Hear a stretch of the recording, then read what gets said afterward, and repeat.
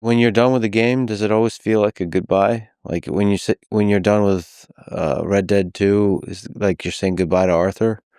Like the characters you created, you're walking away. You kind of are saying goodbye to Arthur in the end of the game, even before the end of the game.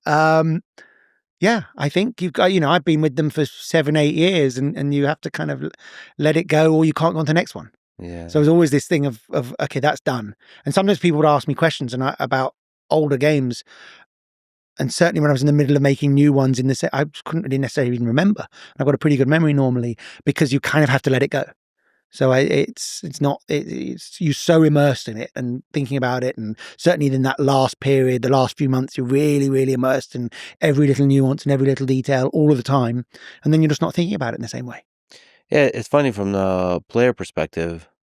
It feels like an old friend that I miss, whether it's John or Arthur or Nico.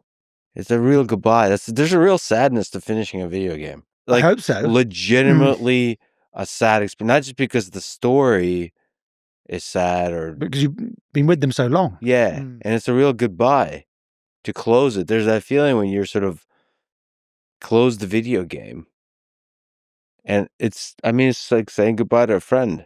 And that's when you finish a book you love. It's the same feeling. And I think that was something that we really, in the early days of Rockstar, really aspired to have that, where people would have that. It wasn't just the mania of clearing a level, but the feeling of saying goodbye to characters.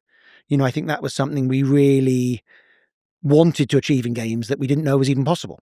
So to hear people say that is incredibly rewarding.